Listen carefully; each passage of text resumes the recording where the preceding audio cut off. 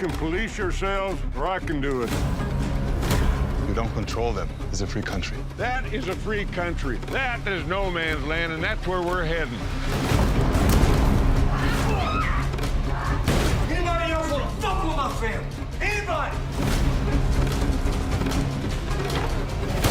There's only one killer in Fort Worth, and that's me.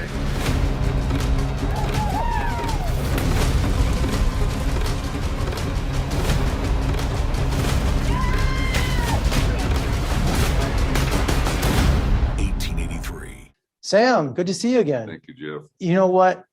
You probably don't remember this. The last time we sat together, we were soldiers at the Essex House Hotel in New York. So it's been that long since I've sat in front of you. I do remember that. Do you really? I remember being in that steakhouse, and it's the only time I've ever been there. So We had a drink in the bar. You probably don't remember that. It was not like set down, but it's been a while. So it's so great to see you again. thank you. I'm going to call you America's Cowboy, because you're up there with John Wayne, Audie Murphy, Gary Cooper. I mean, when I think of, modern Westerns, I think of Sam, and this, you had to be excited that one of the greatest Western writers of our time for television, Taylor Sheridan. Tell me about the moment he called you and said, Sam, 1883. I mean, what an amazing. We talked, it was about a year and a half ago. I think we spoke first about Yellowstone, coming and doing something on Yellowstone. Nah, that's not it. He sent me a scene, and it was an incredible scene, but I felt like the character was too old, although I'm older than I'd like to be.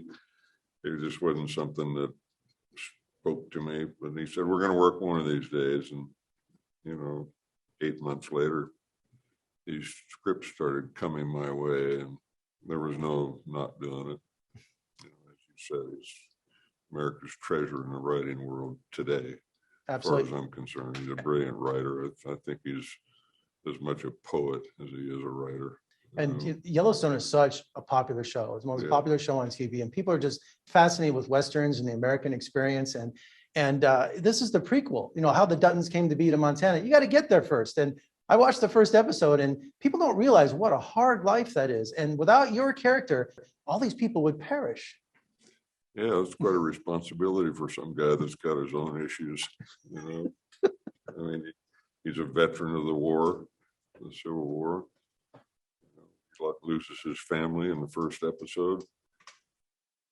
He feels, I think, great responsibility to these people that he's taking on the trail, these immigrants, and at the same time, he's very sensitive about the losses that occur along the way. He's an interesting mix of strength and sensitivity. I think that always kind of speaks to me in a part. Well, there's that line, when you have two leaders, you have no leader, because Tim McGraw's character is battling out with you. He's not listening to what you're saying. He wants to go his own way, and he's just putting everybody in danger. But you got to compromise, which is, I thought for your character was really difficult to do, because he keeps repeatedly coming back saying, look, I got to plead with you, and he won't listen. Yeah, well, Tim's character is primarily in the beginning, it's all about he and his family, which I totally understand. At the same time, he's a man of, he's as complicated as Brennan is on some level. He too is a vet and has suffered that trauma. But he's on his own mission, and it's to get the Duttons to Oregon. Never mind that they take a right-hand turn when they get to a certain point on the trail and head north to Montana. Well, it's an adventure, I'll tell you that. Yeah. And only one episode in. Thank you, Paramount Plus, for teasing me with only one episode.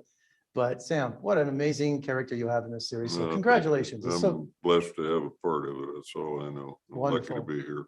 Thanks for having me. Thank you. Thank you, Jeff.